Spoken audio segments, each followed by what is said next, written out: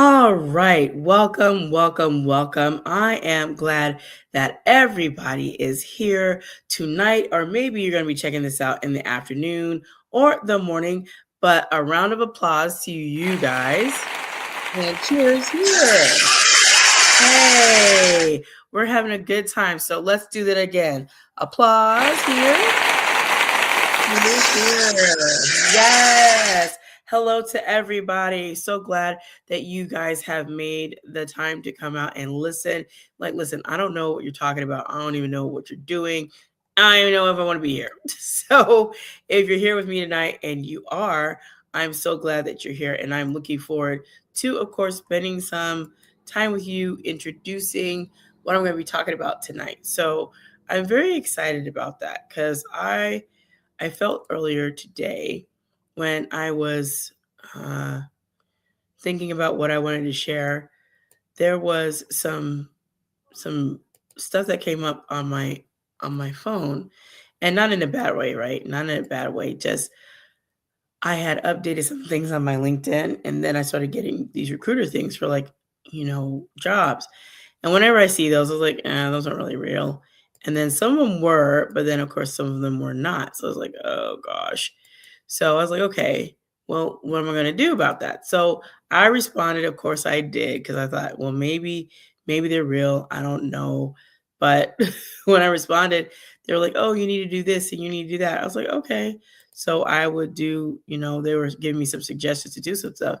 And after a while, I was like, I don't know. It felt a little bit discouraging because of what they were asking and saying, well, this is not this and that is not that. And like, okay, so what is it I need to do? Hold on 1 second, it's stuck. So anyway, I was like, okay, well, whatever you want me to do, I can, update it. Let's say, well, you got to pay. You got to pay to update your stuff. I was like, oh, okay, well, I could do that. Just, I can't do that right now. It's like, okay, we'll do it so we can, move you along further. So like, okay, well, let me go ahead and get that done. So anyway, the point being is there was a little bit discouragement on my part when I heard about my resume, because I said I actually had people help me with it. First of all, I had people that are in the field help with it. It was like, no, whatever help you received, that was kind of whack. I was like, okay, well then I will get it redone again. And of course, you're always updating your resume, right? It's never perfect. It's always being updated. It's always being revamped. It's always being enhanced. All those things. So I was like, okay, well, here we go. You want me to enhance it? Okay, I will. So I was like, okay, well, what do I do now? So I said, okay. So for a minute there, when I was reading this stuff, and it's like, well, it's not really up to what we want, but we can suggest some things to you like they did. I was like, okay, well, now what? Now what do I do? Right? I don't know what you guys want me to do, but I said I just had to wait. So I just kept waiting. And sorry, you guys hear this clicking. This thing is stuck, and I'm trying to get it unstuck, and it's not wanting to unstick. For whatever reason, it doesn't want to unstick. So maybe it'll unstick later, but I will get it together. So anyway, I felt a little bit discouraged, and not because I was doing anything wrong. I just was updating because I've been, searching for something flexible for myself, and working on creating something for myself and creating something for my family. And I keep doing it. I'm not gonna give up. I'm not gonna stop doing that. I was just like, okay. And so I forgot that today was International Women's Day. So hey for that. Happy International Women's Day, ladies, to all you ladies out there doing your thing. Continue doing that no matter what people say. Keep doing your thing. There's going to be people that, of course, don't know what you're doing, have no clue, don't even understand what you could potentially be even thinking about. Like, why are you doing X? Why are you doing this? That doesn't make sense. Get your life together. And you still continue to do what you do. So for me, I just say keep moving, because there's going to be people, which I found, for myself, and Pastor Jay and I talk about this all the time, where there's people in your life and people just, I don't know, perhaps just in human nature and humanity anyway, regardless of ethnicity and ethnic background.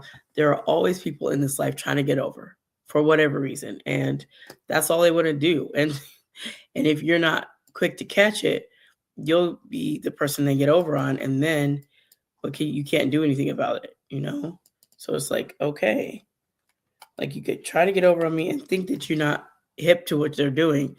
And it's amazing how when it comes to things in the church, I'm not gonna say the body of Christ because it could potentially really be different, but things in the church, there's always a tendency to want to get everything done for free.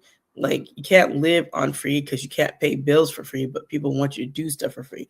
I understand volunteering and lending your gifts, talents, abilities, whatever you could do that. But there's certain things that are not part of that, and people are like just do it for free. Like what? No, I'm not doing that for free. Like, what are we talking about? Like, I'm not doing that. Like, no way, no way, no way, no how. None of that jazz. I'm not doing that. So anyway, I I thought it was very interesting to me when this stuff was happening. I was like, I still have some thoughts about when people do certain things. I really do.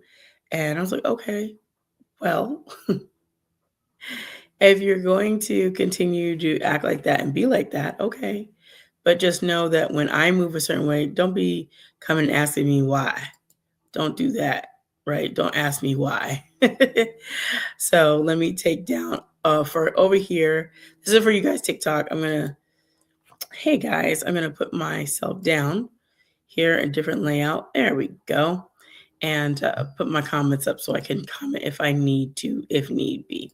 So anyway, as I was sharing, this is one of those GGTHW DV night talks, and it is a talk for encouragement, along with International Women's Day, right? And for those of you that have amazing women beside you, and you rock with them and you support them, continue to do that. And for those men that are you're just amazing. You're an amazing friend. Maybe you're an amazing husband. Maybe you're an amazing fiance. Maybe you're an amazing boyfriend. Continue being that, because when you look out here in this world, there's a lot of not amazing people. Okay. And there's a lot of not amazing men. But for those of you that stand on who you are and how you are with women, don't change that. Don't let any of these other men, with whatever they're saying that you're simping or whatever the terminology is, just don't listen to them either. Continue to support your wife, your girlfriend, your fiance, whomever, your aunts, your sisters, your cousins, and be there, right? Be there. And same thing for women. Be there and continue to support your husband. Always be there for your husband, right? Friendship is a little bit different, but be there for your husband. Be there and be a support. And he knows that he can count on you. So women do a lot. We do a lot. And sometimes we are our hardest critics on ourselves about what we're not doing, where we're lacking, where we're slacking, where we're falling short. And anybody else who just says that just adds to it. Like, look what they said, look what they did. And I'm already thinking about this about myself. Sometimes we run ourselves down too much, too ragged. And that's not good. That's not good for your inner self. That's not good for your mindset. And that doesn't keep you in a state of like calm and peace, because you're always running, you're always doing, and you're doing so much, it can overexert and overexhaust you. So you don't want to do that. You don't want to just be burnt out on life, right? So stop. Take time to really go smell the literal flowers. Take time to go out into nature. Take time to color like I do. I do that. Take time to do your hobby. If that's not your hobby, that's okay. Go do your hobby. Go do, I think April Mason says she likes to pluck flowers and do pottery. That's her thing. So whatever hobby speaks to you, whatever makes you light, whatever makes you airy, whatever just takes the cares away, along with what Jesus does, because he said, cast our cares on him because he cares for us, then let that be the thing, right? Don't let people use you, right? I know sometimes we can't catch it, but as soon as you hear a certain kind of verbiage, just moonwalk off of that. Just moonwalk off of it. And for me, I've heard it enough to know it comes in different packaging.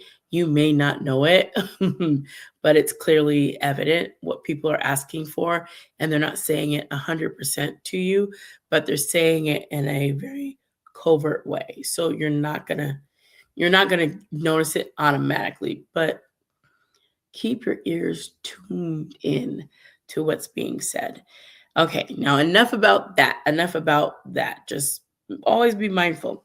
So, what I am going to read to you guys today is Joshua, from Joshua chapter 1, verse 9.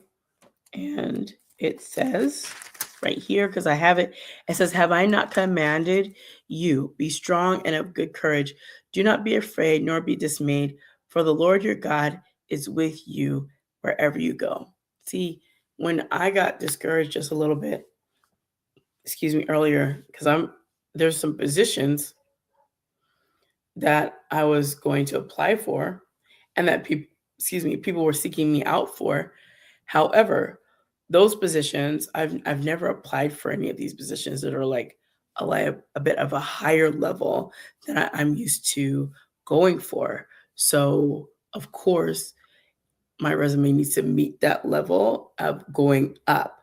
Not like I don't have the expertise, but it needs to reflect, it needs to show that that's there. With all the things I do, it's there, but it's not representative in, documentation. So anyway, that's going to be something I work on and get that up. But I wasn't thinking it was going to happen because of the the job market is very competitive. Even when you're going to the higher levels, so, like, there's people that have been doing some stuff for like 25 years, got the expertise, they got everything underneath their belt, and here you come. Like, where's your expertise? Well, I have it. You don't have it at this level, okay, but I do have expertise though, and it can be at that level. It's just saying, like, don't hire her. Like, like, okay. So anyway, I just know that the Lord is good, and I pray not expecting him to not show up. I pray knowing that he will, knowing I believe, knowing I trust in him, knowing he will come through. Hey, Big Mitch, how are you? It's been a long time. How are you doing? So I know he's going to come through. So one of the things that I realize is that when I go back and I go back into my remembrance and I recall how the Lord showed up for me, I said, God's always been there. There have been times when there's been nothing, and I mean zero, nothing to eat, zero, nothing to have, zero money, just down bad. Okay. And somehow, some way, the Lord always made a way and showed up provisionally. Somehow. And I would just continue praying. Even in my tears at that time, I continued to pray. Because one thing that the old school song says that Dottie people used to sing, he's an on-time God. He may not come when you want him, but he'll be there right on time. So he sees where you're at. He knows what you're going through. He knows the situation in which you're at right now. And it's not a surprise to him. He knows. He can see. He's very much aware. God is a sovereign God. He knows everything, does everything, is knowing all things. So whenever I find myself in a little bit of a discouragement, I look to this passage. I also put that verse in my book, The Gift of Finding God's Love, Guilt and Shame Turned into My Shine, where you guys could get it on Amazon, Barnes and Nobles, all those things, and in audio if you want on Audible. But I have to really reach down and reach into my memory bank. Like, how did the Lord do that? Because I've been in other places and the situations were worse, extremely worse. But the Lord, he showed up. He showed up. He showed up at the time he needed to show up, for the time I needed him. He was right there. Like, the Lord is not wondering why. And for me and for you, if you're a believer, our job is to stay faithful and have faith in him, not faith in us. I don't have faith in me. I know there's things I can do, but in all of my own strength, absolutely not. Absolutely not. Because there is going to be a place where I know I'm going to fall short for myself. I know I'm going to fall short for a friend. I know I'm going to fall short for people. But you know what? When you have that love, when this pastor was talking about that today, when you have that love and you're a Christ ambassador, you're going to show that love. You're going to care about people, and you're going to care that you're not going to be mean, and you're not going to go off on people because you care. Now, I'm not going to say you're not going to stand up for yourself. You're not going to be like a doormat, but you're going to lovingly say, no, thank you. However that comes out. And you may not say, no, thank you. Like, that's not my season for that. Or however you say it, right? You just know that you're not going to allow people to say and do things, and you just sit there. See, the one of the things that I realize for me is that there is always a reason why you're going through a certain test. God's testing us. Why? He's testing our faith. He's testing our perseverance. He's testing our endurance. He's also testing our our character. Our character is being built and shaped by this. What are you doing in the testing of your faith? Are you sitting there mumbling, grumbling, complaining, and not being discouraged? Is just sometimes I think it's just momentary, but from discouragement, are you dropping all the way down to hopelessness and despair? Like nothing will ever get better. It'll always be the same. God's not going to show up for me. He don't hear me. I pray. He don't listen. He's not around. He like that will be the quickest way to show where your character is. It's going to show where your heart is for God and what you believe. And really that's unbelief because you don't believe in the God who is the God and creator of the universe. You don't believe that he's doing anything. You don't believe he's working behind the scenes. You don't believe he's making a way. You don't believe he's a way maker. So in that regard, then you doubt everything. You doubt the word. You doubt the people. You doubt everything. So you have that cynicism and you have skepticism, and you have all those things against the Lord. But then you want to pray and say, Lord, bless me. Why? You don't believe that I can help you. Hey, Celine, you don't believe that I can help you. You don't believe I can help you. So why are you praying to me? I mean, if I were the Lord, I'd be like, don't pray to me, be quiet. But you don't believe that I can help you. You don't believe that I will. I commanded you not to worry, but here you are once again worrying. Have I not saved you from that one time? Did I not work it out that other time? Was I not there in this moment? Did I not come through right when you thought it was over? Did you not have this blessing happen when someone thought they were going to do something against you and it backfired and it blessed you instead of having the harm come to you, the harm reversed and came to them? Listen, I've seen it in my life. I've watched it happen. I know the God I serve, and he is an on-time God. So however things are going to shape out or shake out, I just let the Lord move. I can't really always be like, oh, woe is me, Lord. I can't stay like that. That's not me.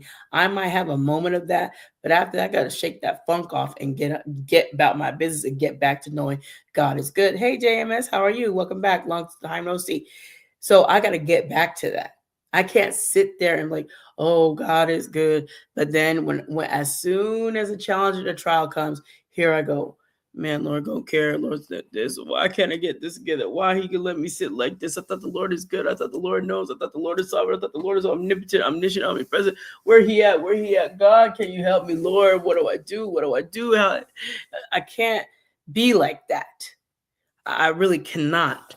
I have moments of that, and I need to go through whatever that is, if it's a day or two at max, and then I gotta snap back to reality. I have to snap back to reality. Why? Because the God I serve is amazing. Yes, I got challenges. I'm not saying I'm rocking around here on sparkles and floating on clouds and ain't nothing going on in my life. That's a whole lie if you think that's what I'm sitting here trying to tell y'all. I'm saying in the midst of your challenges, in the midst of your struggles, in the midst of everything that's hard, God's there. That's what I'm saying. I'm saying I know what it is to go through some hard things, and you ain't got nobody. You do not have anybody. Nobody's coming to help you. Nobody's coming to rescue you. There's no finances coming. There's no food coming. There's no vehicle coming. There's nobody coming. There's no help for you. You are zeroed out. You are, in the words of these letters, you are SOL. That's it. There's nothing else. I've been there. I know what it looks like. I have been there. Have I overcome a lot? Yes, yes. Still overcoming. There's some residuals of some things in my life that still have to fall off. After you've been through domestic violence, there's still some things you have to rebuild. There's a lot. There's a lot that was lost. There's a lot that was taken. There was a lot that was removed, right? And after that, some people think after you let the situation, you're good. It's a cakewalk. You've done. The crisis is averted. But no, after the crisis, now it's time to what? Rebuild. And that can take some time, especially if you had to keep starting over and starting over and starting over and starting over. You can't really rebuild when you're starting over, build, restart over, build, restart over, build, restart. It's kind of hard to do that when you're going through that cycle. And sometimes that's what happens when you're going through domestic violence. You leave the situation. Hey, Wami, you leave the situation, and then you're trying to rebuild. You're trying to recover, but there's a cycle that starts over of you're rebuilding over again. And for me, that was what happened. So I couldn't just rebuild, because listen to this. I'll give you for instance, when I finally came out of DV, because we talk about DV Night Talk. So for some of you guys, when you go on the podcast, on the YouTube, you'll see it says DV Night Talk. So that's what we talk about. That's why we talk about domestic violence, because it's DV Night Talk with some sprinkle of some encouragement. I can't put all of that on TikTok because obviously there's not enough room for all of that. So you guys just get the Stay Ecourged part. But anyway, so I'm going to take a portion of my story, not all of it because there's more to tell, but I'm going to take a section of it and express that part so I could show you the God in that, the Lord in it. So the part of my story that I want to focus on is the housing part. I remember when I left California, I left with my kids and all I could fit in my little Ford Escape. And they were smothered and smushed and everything, but I packed as much as I could in the trunk and everything. And we get to California, and I figured I'll stay with my family just for a little bit. And I thought I wouldn't be there that long. I was there a lot longer than I intended to be, but I was out hunting every day looking for places to rent.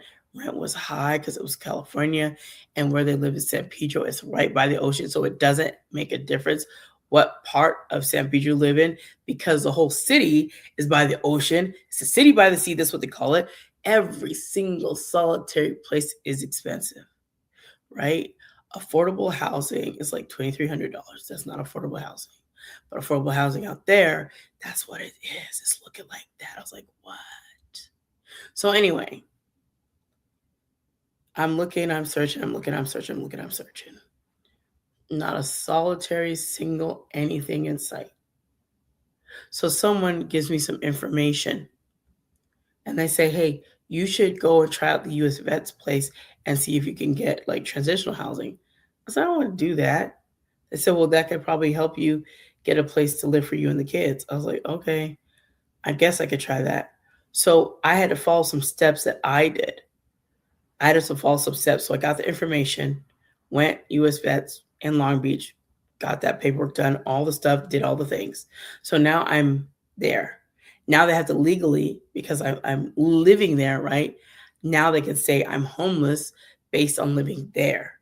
So sometimes homelessness looks different for different people. I wasn't homeless on the street. I was homeless because I was living in a transitional facility. So that was my homelessness. I still had a roof, but I shared it, a roof with other vets and their kids in this housing for women. So that's what my homelessness looked like. So anyway, fast forward, I go to the VA because I heard about another program called HUD-VASH. I was like, okay. So I go to the social worker. I'm back and forth to the VA, back and forth to the VA, back and forth to the VA, making appointments, going back and forth to the VA. Oh my gosh, back and forth to the VA. Till finally I get an appointment. Finally I get in there. Finally get to talk to someone. Get everything taken care of. Meet the social worker, meet this case manager, do all the things. Da, da, da, da, da, da, brah. Go through all of that. Okay. One person says, oh, I can't really, give you any housing because, the list is long. And he said, do you have any kids? I say, yes. How many? 4. He's like, you should have told me that first. That puts you a priority, puts you to the top of the list. So I'm putting you top of the list. I said, oh, okay. So I leave. He said, you should get a call very soon. Well, I did. I got a call very soon. Go Section 8 office. They do the whole thing, go through the whole, all this stuff and everything. And what I can do, what I can't do, blah, blah, blah. I was like, okay. So after that, I was so happy. My kids and I, we now finally have a place to live. Woo-hoo. We have a place to live. It's not in the very best of Long Beach, but I have my own apartment. I can now move out of my mother's place. Well, with that, I only came with the clothes and my kids. So when I moved into the apartment, obviously we have no furniture. Right? We have no furniture.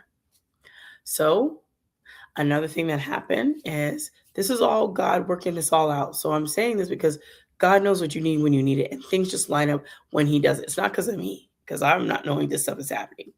So someone said, go to this seminar. It's going to teach you what you got to do. Da, da, da. You must go as required. So they said there's a program called AMVETS, and they may or may not help you furnish your house. They have to say that because they can't really guarantee it. So they said they may or may not. So you can apply and see if they'll help you. Well, I did. They furnished my entire apartment. It was a 3-bedroom. They brought beds, box springs for everybody, rugs for all the rooms, which were only 3, a rug for the front, dining room table with 6 chairs, brought something to sweep and clean up, and it came from the NFL. They donated that. And then they had a couch, which was a little small sectional that came with a coffee table and even some little faux plants to decorate the home. My home at that time, that home there was furnished. I didn't pay a lick for anything. I was like, God, thank you. Thank you. And I had told my grandmother, and at the time she could walk up all those stairs. It took her some time, but at the time she's always been my support. And at that time she was strong enough to walk up the stairs. And when she was able to sit down, like, wow, she came to my apartment and saw it. My family did too. They saw it. So okay. Now fast forward, I was living there doing everything. I've been there a year. So I'm thinking, okay, well, when it's time for me to renew my lease, I don't get that. I get a notice on my door. I need to move out within 90 days. I said, oh, and it hurt my heart. I was like, 90 days? Why? I paid all my rent. And then the landlord said, oh, it's not because you didn't pay rent and you pay it on time. He's like, I just think I could get higher rent from somebody else. I said, oh, so he's like, you got 90 days to move out. I got 3 months to move out, and I had just literally just got there. I had these people that had to help me to get my security deposit, help me with the down payment and first and last month's rent. They helped me do that, and now all of that money was going to kind of really essentially go down the tubes because I had to leave again. So I'm looking, and I put up a post on Craigslist like, I need somewhere to live in San Pedro. And some people know Craigslist is good for that. They took out some stuff, but people search Craigslist still. And I said I didn't know what else to do. So I put on Craigslist, I am a mother of 4 looking for a place in San Pedro to pay rent. I'm looking. An owner reached out to me. And she said, are you serious that you need a place in San Pedro? Because I have a place. I'm like, what? I said, yes, I do. She's like, so I'm not going to do a credit check on you because I believe that you are going to be living in San Pedro. I was like, yes, my kids and everything go to San Pedro. Everything right now I just live in Long Beach, but they go to school here. Their dentist, their doctor, everything is in San Pedro. So guess what, y'all? There was no credit check. She just held it. She held it for about maybe a month or two because she wasn't getting no rent, so she wasn't very happy. She wasn't getting rent, but she said, "I'll hold it for you," because I couldn't really move in until I believe September. So I was leaving out of where I was in July, and so she held it for all of August, and then September I moved in. So no credit check. Her dad showed me the place. Her mother showed me the place. Opened it. I said, "This was great." Another three bedroom. Another three bedroom. This is a three bedroom condominium, and this one was a gated community. It was close to the Trump area where there's golf courses and stuff. So that's where I was living, close to that area. So it was very affluent. And if you go further, you'll see the big mansions and houses and things, huge, massive. And they're off the ocean. They have an ocean view. So, okay. So I stayed there for a long time. And I was like, okay, Lord. The Lord, in that moment, He helped me with everything. When I left from Arizona, I had no idea where I was going to live. I didn't know how it was going to work out. I did not have a blueprint or an agenda or anything that said, when you go to California, this is how it's going to pan out. You're going to stay with your family for a while. You're going to have to endure that. And then you'll get a place. And then after you get the place, you'll be kicked out of that place. Then you'll have to find another place in 90 days. And then after that, you'll still have to leave again. And then you'll have to go back to Arizona. That's how this is going to work. So ready? That's the plan. Break. Like God doesn't give you that. You can look back and see the plan, but He doesn't give you the plan. You just have to trust and be faithful to Him, because every single solitary step is orchestrated by Him. He is a master. And like the pastor said today, He is a master orchestrator. And He is. And I know that to be true. Now, as I'm sitting here talking to you guys, I'm not discouraged to the point that I'm depressed. I'm just like, well, my resume is not up to snuff. Yeah, I could get it fixed. I'll just have to wait and get it updated.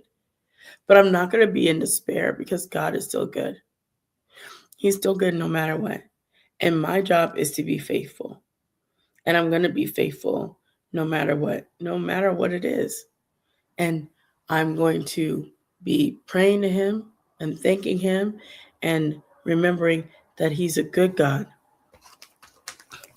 And people sometimes, they don't know. Like when people don't know your story, they don't know why you give God the glory. But I'm going to tell you that He woke me up many times. And I'm like, Lord, I'm still here. Praise God. Praise God. Because there's days I know I could have been dead. Absolutely. Absolutely. From car crashes, unconscious on an asphalt when I was younger, from a rollover accident. When there's a rollover, normally, everybody is either very severely critical or everybody has been unalived by that crash. Only one was unalived, and that was my granddad. And it was sad that happened, and that was my 13th birthday, so I'll never forget it. However, I am still thankful. Hey, Janelle, I'm still thankful. God is still yet good. So when people tell me they don't believe in God, that is fine, oh, fine, oh, fine. But I will share with you what I know and what I believe about the Lord Jesus. Now, if you do not want it, God love you. God bless you. But I'm not going to try to twist your arm. I'm not one of those people. I'm not, and I never have been, and I never will be. And God doesn't call us to do it. Jesus didn't call us to do that. He said, share. And if somebody doesn't receive you, shake the dust off your sandals and keep it moving. They don't want to hear. Why are you going to sit there and antagonize the person? If they don't want me, they don't want me. And my word stands true. If you don't want me, you stand condemned. That's it. That's all, period. Next. It's not rude. It's just the truth. If someone wants to be your friend, they'll be your friend. If they're like, I don't know, I don't think I want to be your friend. Okay. No sweat off my brow, no sweat off my nose. That's okay. We're not compatible as friends. That's all right. I don't hate you. Just we don't do life together like that. We're not friend compatible. We're not friendly, and we're not compatible in friendship. And that's okay. There's certain friends that are compatible with my personality. And that's it. They understand the inflection in my voice, the excitement in me, the all of that. And I don't have to tone myself down for them because they know. Like the other day, it was yesterday. I was talking to Pastor Jay about something with BSF, and he had to tell me, okay, now get yourself together, take some deep breaths, woosah, and do what you gotta do. He understands. I don't have to be like, well, let me explain why I'm like this, and I'm not really yelling at you. I'm just, I don't have to do that with certain friends. They already understand. And that's the kind of understanding and love the Lord has. Like, I made you. I understand you more than you understand yourself. You don't even understand why you do what you do. You don't understand why you like what you like, but I do because I put it in you. I placed it in you. You don't know why you get upset like you do. I do because I put it in you. You don't understand why you're creative this way. You don't understand why you lean this way for certain things that you like over here. You don't know, but I do because I made you. Didn't you hear? I am the creator of the universe and everything in it, including you, including me, including everything.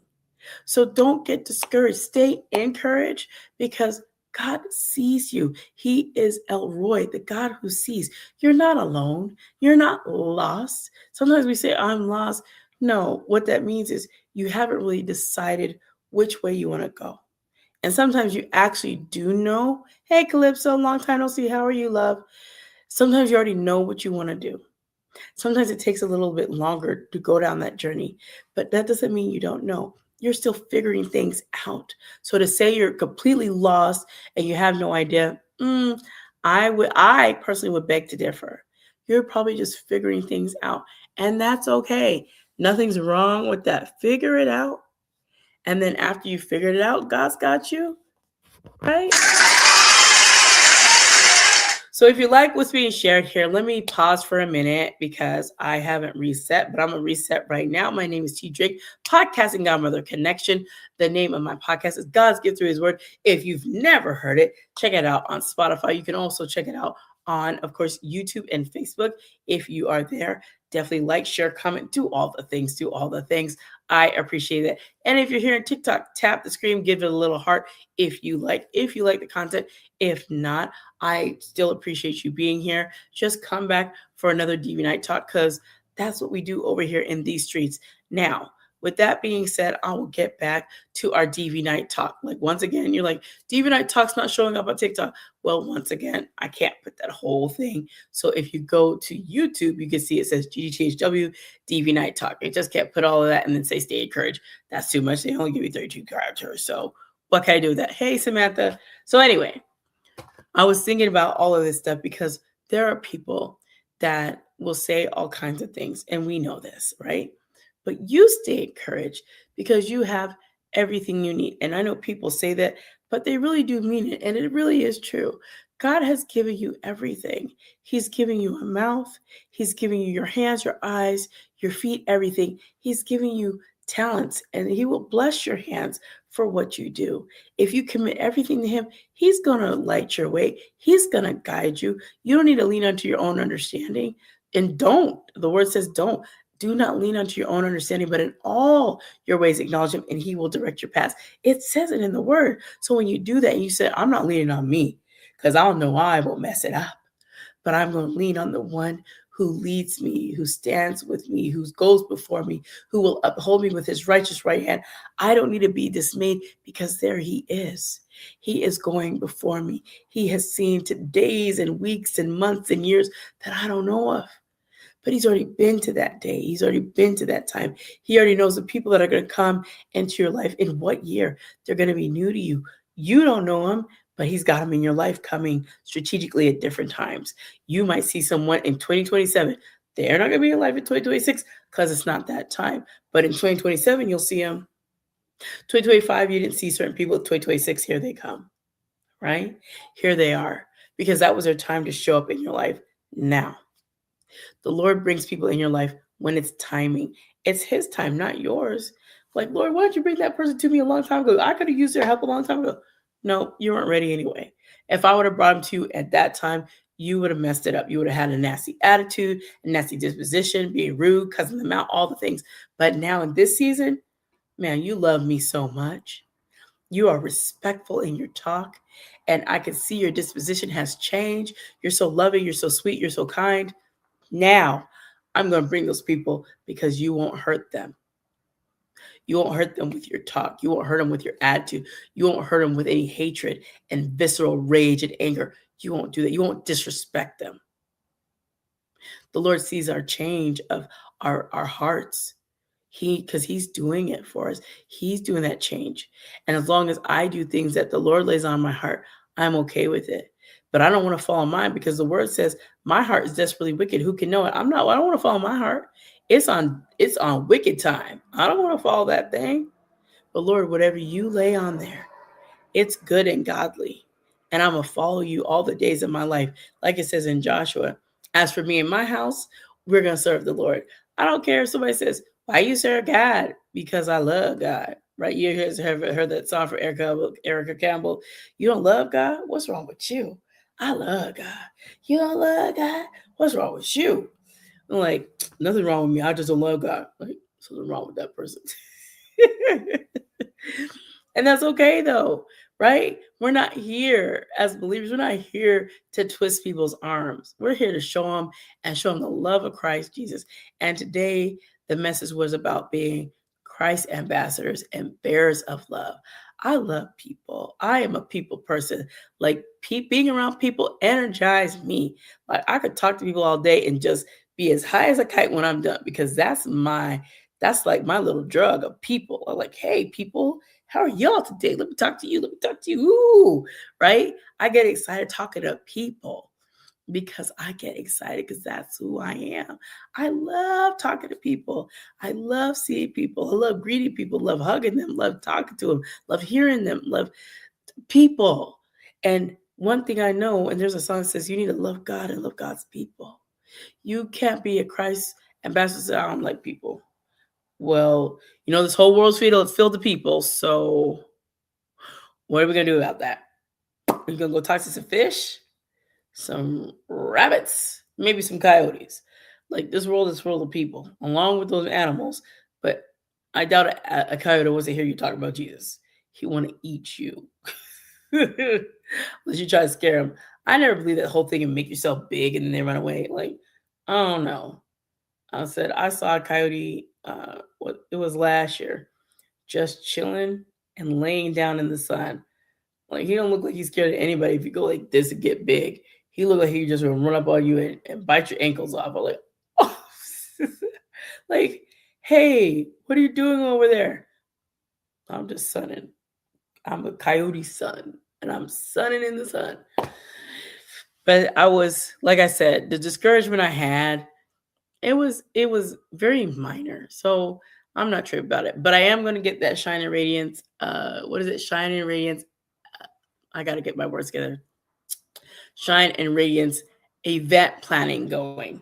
Because Pastor Jay's like, do not talk yourself out of it. Like, he watched my YouTube. He watched my live. He's like, yeah, I saw what you said. Like, no, I thought you don't see it. He's like, yeah, I was watching. Mm-hmm. I heard what you said. I was like, he's like, yeah, and don't. I was like, okay. It's funny when you have friends and they want to keep you accountable to what you said and keep you accountable because they know what you're able to do. I said, it's okay. Just do what it is. Go and do that. You know you can, and you should be starting small anyway. So that's what I'm doing. I'm doing small, intimate, small gatherings. And I said, I can do that because that's what I do anyway. I already do that. Like for Christmas, I always have like a small group of ladies, like 7. And I put that together and we have a good time at Mandy's here in Maricopa. So I said, I don't know if I'm going to expand it out because then I have to start charging people $10. They're like, I don't want to pay $10. I'm like, you act like it's 100. Well, it doesn't matter. It's not 100. I'm not paying 10. I'm like, okay. Sometimes I wonder when people get funny with me because I know sometimes you have to pay for books, right? You have to pay for books for certain things. And there was at my church, I had paid for a Bible study book. The book was $12. So I said, I'm paying for my book because I want the book. And I need the book. If I don't have the book, I can't do the Bible study. But I wasn't like, oh my gosh, $12. Wow. Like, certain monies, like when it gets higher than my threshold is able, I'm like, yeah. And so it says, okay, so the investment's gonna be 50 grand. So go ahead and get that together. Like, ooh, yeah. So at this current time, that investment's gonna be a little bit hard for me to fulfill. But maybe I can come back and do that investment at a different time. Okay. Well, it's going to go up. So if you don't get the investment right now at 50,000, it's going to go up to 85. So you might want to do it right now. Oh, 85. I don't got that for you. I don't, yeah, I don't got that for you. No. And I'm not trying to flex at all. I'm telling you, I don't have it like that. So I will be passing on the investment. Are you sure? Absolutely. I'm good. You're going to miss out. You don't want to miss out. You don't want to, you're right. But I'm going to have to miss out on this one. Yeah. And, it's got to be okay for you to say no to certain things that you don't have the capacity to do. It's got to be okay. Hey, Gone in the Clouds. That sounds like Gone with the Wind gone. So it's got to be okay. So I wanted to read this to you guys as well because I did promise a psalm. So, like, she only read Joshua. She said something about Psalm. You're right. I did. So let me finish this here because this is the only one I want to read. So I'm coming from Psalm 86 and I'm going to be reading verse, 10 through 10 through 12. I'll try to find where I was going to stop. 10 through 12. So this is what I'm going to read. So once again, Psalm 86, verses 10 through 12. So it says, "For you are great and do wondrous things. You alone are God. Teach me your way, O Lord. I will walk in your truth. Unite my heart to fear your name. I will praise you, O Lord, my God, with all my heart, and I will glorify your name forevermore." Right? So that's it. I will be praising him forevermore and glorify his name because God is greatly to be praised. Hey, your girl, what's going on? So, Uzili. So I wanted to get on because I was researching something because I got a talk that I have to do. It's a very short talk for March 16th. And I was thinking about all the things I'm going to be saying.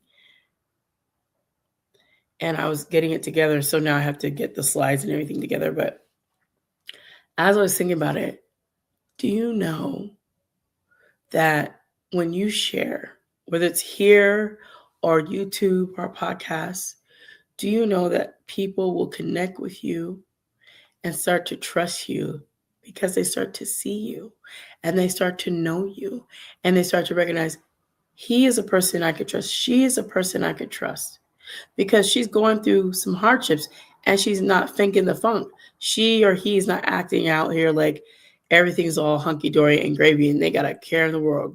They have no problems. No. I know where I lay my problems down. I don't act like I don't have any.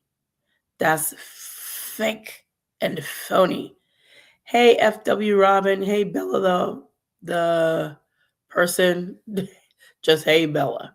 So I realized that. And some of you can relate. And I also know that when we talk about domestic violence, some people don't like talking about that.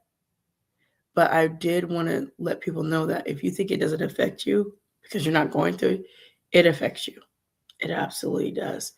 I know we like to be like, no, it doesn't affect me. It does. It affects your taxes. It affects your community. It affects resources that are to be provided for others. It affects everybody. It's just people can't see it because they're not the ones directly being impacted, but they're being indirectly impacted. If I could say it like that, you're being indirectly impacted by domestic violence. You just don't know that you are. But everybody is. Law enforcement is when they get a call. Community is when they hear of something that's happened in their community and now everybody is distraught because a member of their community has been unalived by very unfortunate circumstances at the hands of a person who harms, right? And it's not just to talk about it only in October. Like that's happening all year long. I was watching another domestic violence group called Break the Silence, and they were talking about just a recent case where a lady was unalived and she had moved on. Her whole life, she had moved on. She was doing good, found somebody else, and she was working and everything, doing everything. And her life was taken from what? A prior person who abused. Now, sometimes for me, I think about that for me because I've gone through and come out of domestic violence. However, some of these DVs are slightly different because of which one is being used. So some want to finish the job. And so depending on who they are and which one they used, it could tell you what kind of person they are. So for me, I remember I had called the DV hotline, the domestic violence hotline. And you guys can look that up because I don't. Do I have a number? So 1-799-7233 safe, I think. But I'm gonna get that for you guys. Let me look that up and I'll give that to you guys while I'm talking. But anyway, when I called the domestic violence hotline and I had told the rep on the line what kind of was it, she's like, "Can you tell me what kind of domestic violence you were in?" And I told her, she's like, "Was there any strangulation involved?" I said, "Yes." She's like, "Okay." She's like, "I know you won't want to hear this, but I do have to share it." I was like, "You have to share what?" Because I'm calling for resources to get myself some help. She's like, "Well, I just want to let you know that the strangulation one is kind of the highest tier." I was like, "What do you mean the highest tier? They got tiers of it? I thought they're just all one and the same." She's like, "No." She's like, "The one that you had, sometimes the person tends to come back to finish what they did not complete." I said, "What?" And she's like, "Yeah, they'll come back to finish what they didn't complete because they literally wanted to watch life leave your body." Like, okay. So with that, I said, "That's not good." So when they were talking about it, they were sharing about, so what do you do if that's been part of your case? They said, if you've had that, I said, I'll walk around, what, hyper vigilant all the time? Because I said, I still have to live my life. I can't be stuck in, oh, he may or may not pop up. And he does pop up. Every now and again, he pops up and does a little strange, right? And it's not fun when he pops up out of the blue. And I say that because some people assume that if you have gone out of the situation, you're good. Well, if you have someone that is, I'm going to say for me, I don't know about other people, but if someone is able to move freely and maybe even they have a transportation type of job like trucking, the railway, bus, like cross country stuff, those are kind of harder, especially a truck driver. Those are harder to do and to track.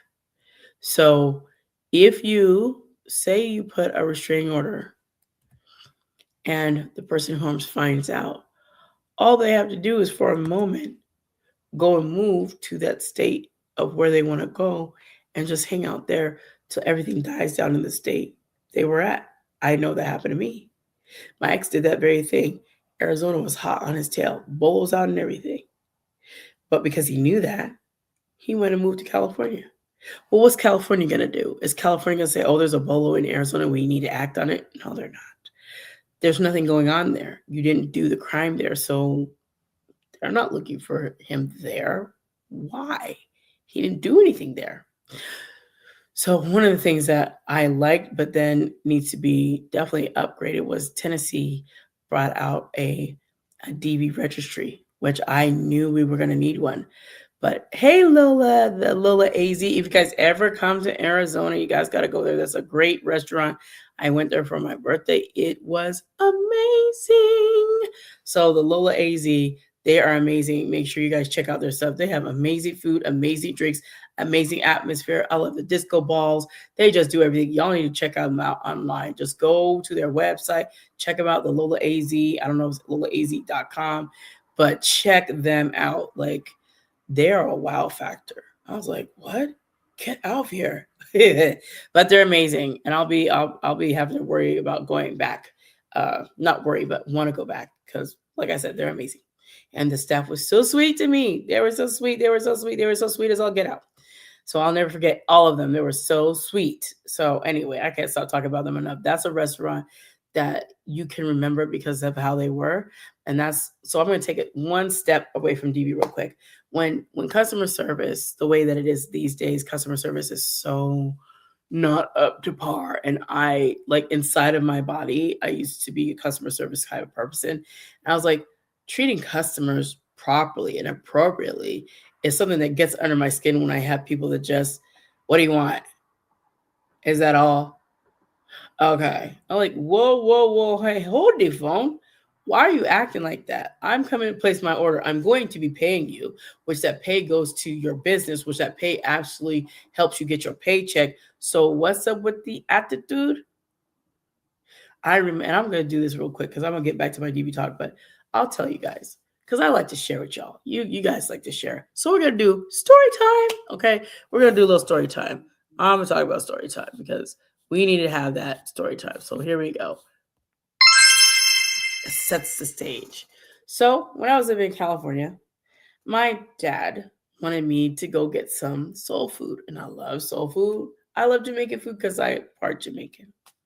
So we're gonna have some soul food. I'm looking forward to that. I can't wait to get some soul food. I'm like, yes, you know. So we're gonna go order some soul food. We're gonna order some. I love my oxtail peas and rice. They have it in Jamaican fashion and they have it in good old soul food.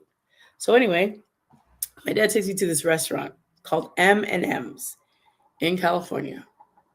So I was like, okay, I'm gonna give you guys 3 stories. So I was like, all right. So when I get out the car, he's like, come on, let's go get our food. So okay. So I go in. I've never been there before. My first time. You know, I've just come from Arizona. Don't have anything. I'm staying with my parents, and he loves going out to eat and getting stuff. So he's like, let's get this, and I'll get some for your mom and everybody else. So he orders his stuff, but she comes to me, and so here she comes. She have her stuff in her hand, and she like, so what do you have? And so I'm looking at the menu. I was like, oh, I'll have oxtail. She's like, and what's your sides? I'm like, oh, I guess collard greens and black eyed peas. I didn't even really want that. I mean, I want collard greens, but I was gonna do something else. But she was like, she said, okay, and you get your choice of breads. Is cornbread, dinner roll, or toast? What you want? I said, cornbread. Okay. Anything else? No. It'll be up shortly. And she walked away. And I looked at my dad. I was like, you pay them? You pay them? He's like, yeah, they always have an attitude. I was like, then why do you come here? I'm like, why do you come here, Dad? That customer service was bananas. That was disgusting. Like, why she got an attitude? And then in front of their place, people are, you know, entertaining some herbal refreshment, which I was like, they shouldn't be in front of your place and just try to be a restaurant, but okay. So anyway, that was ridiculous. So there was another one. Hey, you guys. Hey, Kellyanne. Thank you guys for being here. Don't forget to hit the hearts if you can, if you like this content. So second story. Second story. I went to a place. These are all in California, just to talk about the customer service. Okay, place called R&R. It's another soul food restaurant. Y'all can go see it. It's in California. Go down south. I don't know if it's across from USC or what the university is, but it's down there somewhere. Because my dad drove me, and so we go get the food. They had an attitude too. I'm like, what the? I just said, what do you want? Okay, we'll get it out. All right. I was like, What is up with the people in the bad attitude? I'm just saying. What? What is it? What is it? So my dad takes me to two other places, and they're the same because they're owned by the same people. They're called Dolans. Now, if you go out to California, you can know that they are still around. I don't know that all of those have been shut down, but I know there's two Dolans. He said there's another one that has another location. I don't really care because I didn't like the locations I went to the first time. The first one, it was busy and it was weird. And I got my food. Like, okay, it looked like a very miniature Furs. If you guys remember Furs, where you could get your tray and get your food and go down and everything, it was a very miniature version of that. But whatever. So then he takes me to another Dolan's because there's two that I know of. This one was down off of Hawthorne. And I was like, we're in Hawthorne for Dolan's. He's like, yeah, they got good food. So I go in, I'm in line. The line's long. They have a very, very tiny parking space. I was like, how do you even get in and out of here? So anyway, we go inside and the music's just loud. So it's my turn to order. My dad's already ordered his food. It's my turn to order. And I'm ordering. She says something to me. She's like, what do you want? And I said something to her. And she's like, what? And she's like, do you want this? And I said something like that. She's like, that's what I asked you. And I said, ma'am, I can't really hear you because the music is so loud. Why are you yelling at me? She's like, that's what I asked you. I said, whoa. I said, Dad, don't bring me to no more of these soul food restaurants. None of these. None of these. You'll have to take me to somewhere different. I don't care how good their food is. Their customer service is straight trash and straight bananas. I don't like it. I don't like it. And it's already bad enough that some of the plates that you get, $25. I pay you $25. I could get a whole bunch of stuff from McDonald's for $25, even though you ain't supposed to be eating there because of all the stuff. I could get a whole bunch of stuff for $25 and go over to somewhere else. Wendy's, for heaven's sake. Anyway, but I don't want to have bad customer service and have to shell up $30 for some food, and you're so rude to me. I'd rather keep it. I said, I don't know what happened to customer service. Customer service went bananas. Hey, countrynow.com, what's up? I don't understand. When I receive good customer service, oh, these people don't hear about it. You know why? Because they have taken the time to care about their people. They've taken the time to care. And some of these people don't care at all. They could care less whether you come and spend a dime. Don't spend a dime. I don't care. I don't care about you. I don't care about nothing. Just give me your money and get the freak out. Like, whoa, okay. You'll never have to see me back at a grocery store. And guess what? To this day, I've never been back to any of those restaurants. I just went back to California just this year. When did I go back? I went back. Let me see. When did I get kicked out of school? Oh, I gotta remember. You guys gotta give me some time. My brain's working overtime. I gotta remember. Let me think. Okay, this is, what is it? We're in March. February, January. I think I went out January. Yeah, I went out in January. Yes, I went out. Yes, I went out in January to California because I said with my son on the 29th. So I went out in January. I did not. I want to start saying ain't, not using proper English. But I said I did not go back to any of those restaurants. Why? I don't. And my dad was like, "You want to get some soul food?" Absolutely not. No, don't do that on my account. And I definitely don't want you spending your money over there. No, you want some soul food? No, I don't. I don't want any soul food. Let's have Panda Express, PF Chang's. But I don't know what. I'm not. No way. Even if they're delivery, I don't want them delivering nothing. Just get on out of here. Like, no way. Yeah, no. So that was the end. And I think I was successful.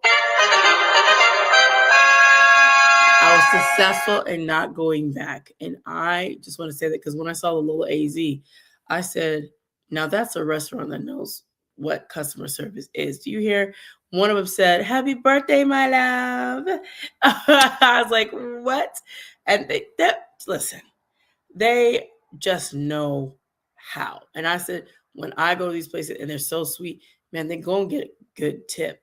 I remember at the time when I was married, my husband and I, we went to Macaroni Grill. This server, he was on point with drinks and service and nice and sweet and just, man, I think my ex either gave him 23 or $32 for his service. I can't remember the numbers in my mind, but some big amount. It was more than $20 for sure. So I was like, what? He's like, he deserved that. Like when people are working their tail off, they get it. But I don't want to give anybody anything when you're doing that. And I remember, okay, last one. And I don't know, maybe it's like a group of people in California with their customer service that they don't understand that they need to be right. I went to a restaurant my dad, once again, my dad and grandmother went to after we got to church. He wanted to take me so bad because he's so excited about this restaurant and how their food was because it was so good. So I was like, okay. So he took me and my grandmother there, and we get seated. And then there's another family that comes in. They're seated after us. We're sitting there, just waiting. No water, no nothing on our table. Nobody come and check on us. Nobody giving us a menu, just sitting there. So I said, okay. The place is pretty busy. The server's going back and forth. Hey, Peyton, good to see you. People going back and forth. Once again, no water, no coffee, no nothing. Just sitting there waiting. Then some guy comes over and says, Have you been helped? No, we haven't been helped. He said, okay, well, let me go get you some water. Finally get some water. Still, people going back and forth. The family sitting behind us, get their food first. I said, interesting. From the server who's supposed to be serving us. She served all of them and had all of their food done and out timely. Timely. And I said, it ain't that about nothing. I said, we've been sitting here for about 20 minutes. I said, Dad, we should just leave. He's like, well, they're pretty busy. I was like, I don't care.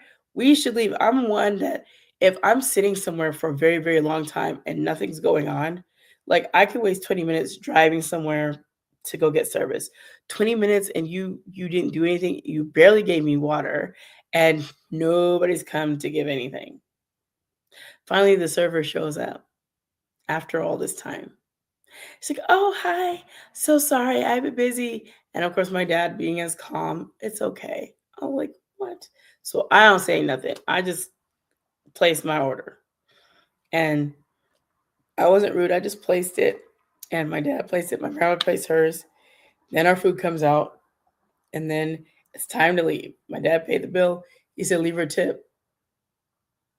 I said, no, Dad. My girl, you gotta leave her tip. Like, leave her $5. I said, $5 for what? What did she do? Did she serve and do customer service well? I'm not leaving her anything. He said, well, we should leave her something. I was like, no. They said, we'll leave her a penny. I was like, she doesn't even get a penny. I took one of my family members, I know it was my dad or my grandmother, so at least give her a penny. I was like, I took that penny, I was gonna give it back to my grandma. She's like, 10. I was like, nope, no. She doesn't even get a penny. Do you understand? Her customer service was that poor. Do you understand that? I don't want to pay that. I don't want to be gonna and to say that she can't even get a penny, right? Why? I understand she brought us our stuff after how long? Didn't look at us, didn't care. And she really walked past us intentionally. The entire time, I was like, so you're a server? She just kept walking past us, serving everybody else, going everywhere else. I said, oh, that's interesting.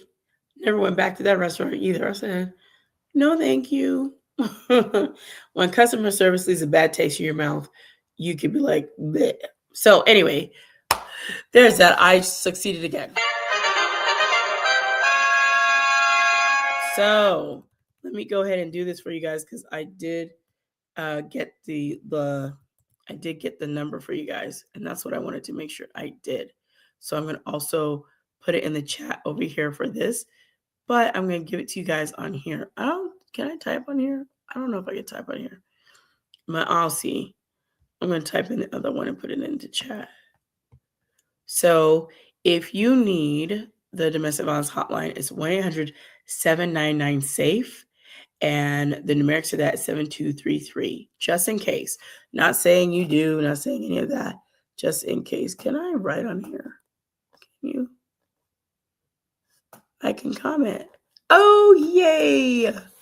Look at me and my bad self. I discovered something today. 800 799 723. There you go.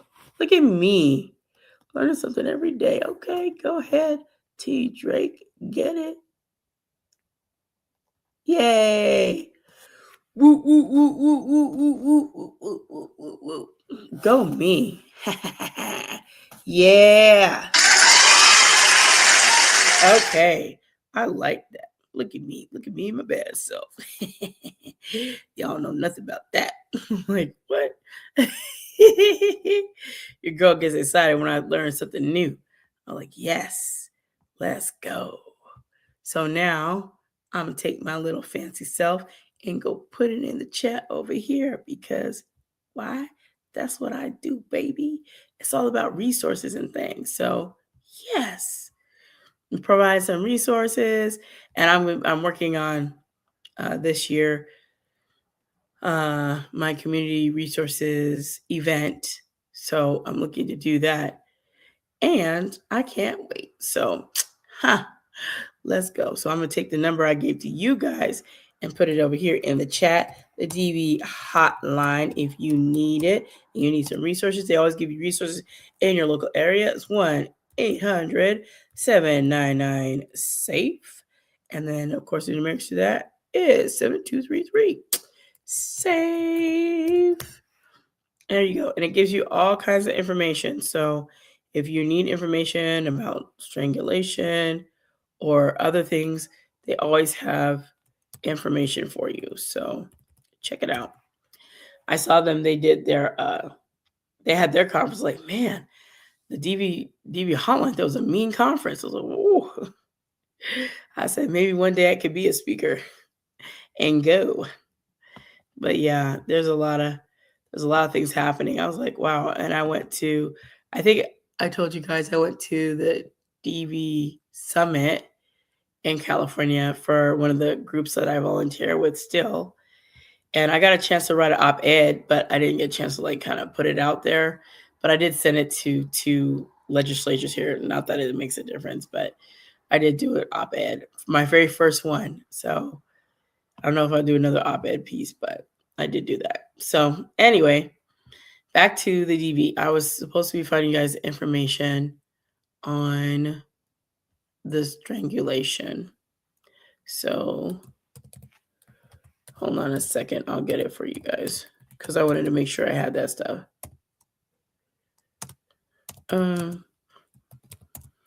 I'll read it for you guys too and give you the source. So, hey, JMS, welcome back. All right, so I'm going to, okay, so I'm going to get it from here. I could go to National DV Hotline, but I'm going to go to this one here. This one says the Shelter for Abused Women and Children. And they have so many people out here helping, trying to get rid of this crisis. So I'm going to put here. Okay, let's see. Okay, I'm just going to read a small piece. So this one says strangulation may cause long-term health consequences. A person's behavior may become more combative. The victim may also suffer from PTSD, depression, suicidal ideations, memory problems, nightmares, anxiety, severe stress reaction, amnesia, and psychosis. And that's that. And they said sometimes unaliving happens. It can happen days or weeks after that because of the carotid artery and some respiratory complications such as pneumonia, acute respiratory distress syndrome called ARDS, and the risk of blood clots traveling to the brain, and that's embolization. So all those things can happen, and it can also, those people can come back, right? So you just got to be careful. And they had this information from a forensic nurse, and what is her name? Diana Fugano. That's her name. She's a forensic nursing expert. She does a lot of stuff. I was like, computed tomography and angiography. I'm like, oh, I have to look at that because I'm probably sure I said those very big words incorrectly, knowing me. But I was like, I've never heard of that before. But it's a challenge when you go through those things and people think, oh, well, you don't need any help. Rebuilding, it's a challenge. It really is hard. And for me, I keep going. I keep going. I'm not gonna stop. But there are people that they don't understand. They're oblivious. And I remember there was a gentleman I talked to some years ago. He didn't even know what DV was. For some reason, he had never heard of it. I was like, wait a minute. Wait, how is that possible? Like, you've never heard about it? Are you sure? I asked him, I was like, you have never heard of domestic violence? Like, no. I was like, do you live under a rock, sir? Who hasn't heard of that? Who you've never heard of it? He's like, no. He's like, can you explain to me what it is? I was seriously baffled. Like, is he playing with me? Maybe at the time when punk came out, I was being punked. I was like, this is not real. He is not telling the truth. He's pulling my chain. He's got to be. He's got to be. But he seriously said he had never heard of it. I'm like, okay. And when I explained to him what I wanted to do with a nonprofit, he's like, oh, that needs to be in every state nationally. I was like, yeah, it does. However, that takes money. So it takes a lot of money. So it's some of the things we think we're gonna do, you gotta have the support. And sometimes the support that you need, it might come from other people, and you just gotta wait for those people to be in position. Because there's different things that I'd love to do, but when it comes to certain things, people don't understand. They don't. And they don't think that some of these things are real, like reproductive coercion. And anybody ever heard of that? Or sexual coercion, right? It's real. Stalking, spiritual abuse is a real thing. People are like, no. Like, yes, it is. Like, you can't be convinced to do stuff against your will. I was like, okay. You be in that situation and tell me that you'll be walking away without having to do that.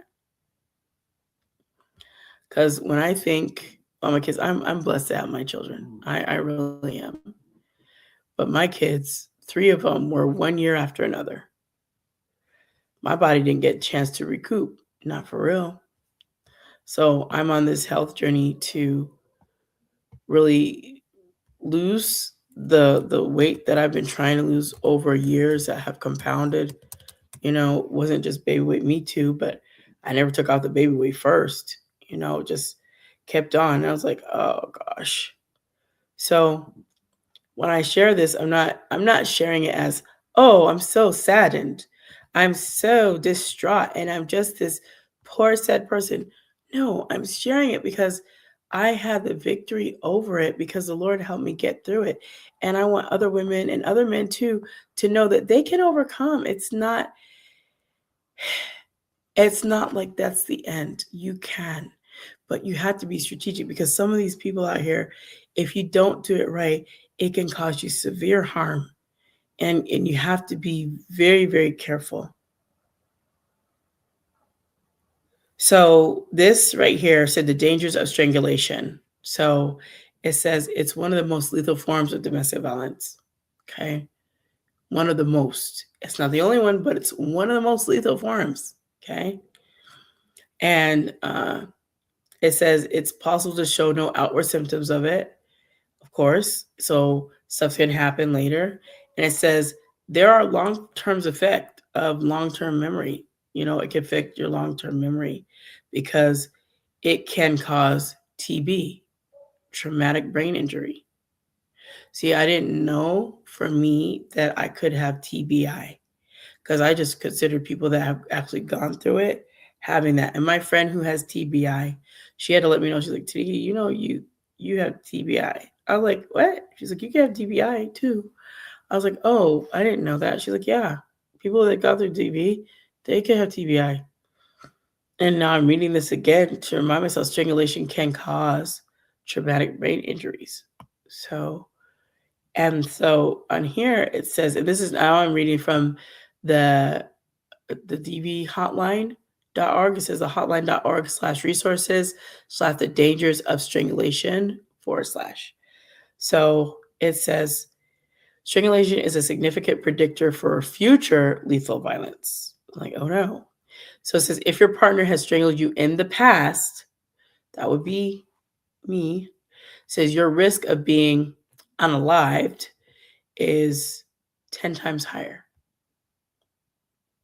Right? The person is not done.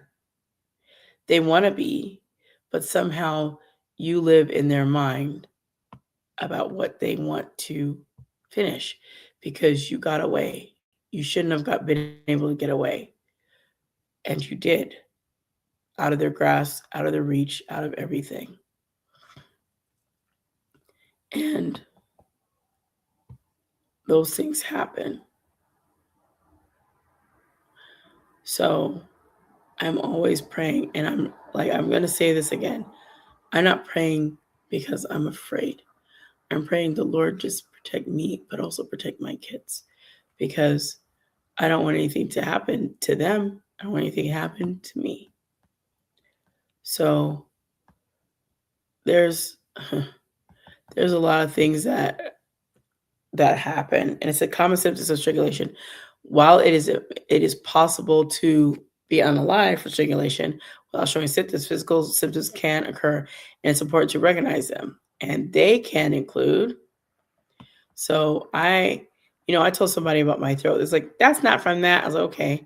So they said it could be a sore throat, difficulty swallowing, neck pain, hoarseness, bruising, discoloration on your tongue, ringing in your ears, bloodshot eyes, dizziness, memory loss, drooling, nausea, vomiting, difficulty breathing, incontinence, a seizure, there's miscarriages, some other things, vision, such as blurriness or seeing double, loss of consciousness, all those kinds of things, right?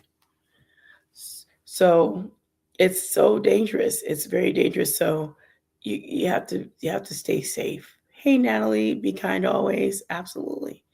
You have to remember that because there are people out here, they don't mean you any good. And if you've been in a DV situation, be mindful, be careful.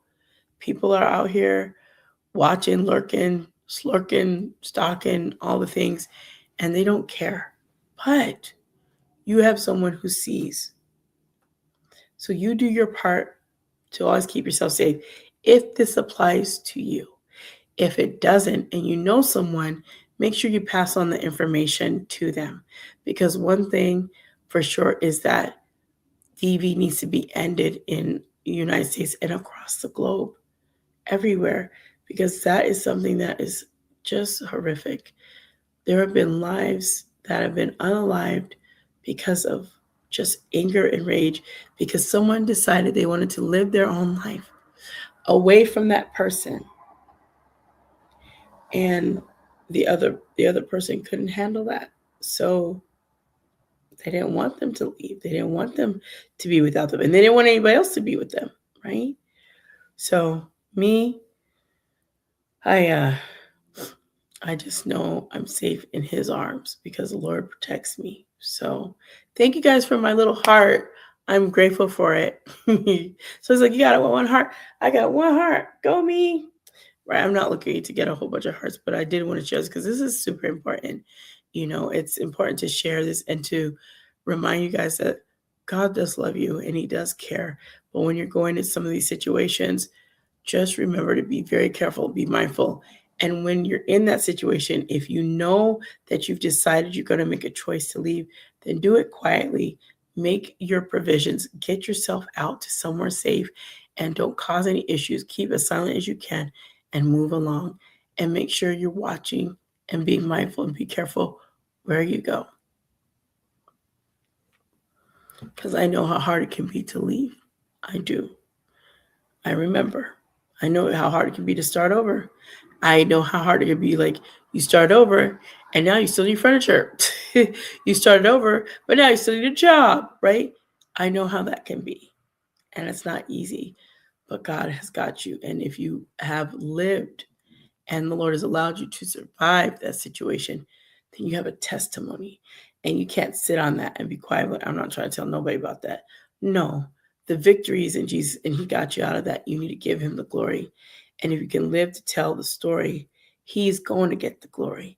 So stand up and say, I am here today because of Jesus bringing me out, not because of me, but because of Him. So with that, I don't want to keep you guys too long. This was supposed to be a long DB night talk anyway. I don't know. It went so long. I was talking about so much stuff. It's probably all that customer service stuff because, those customer service people, they weren't acting right anyway. So I need to talk about them. Maybe it's been in there all this time.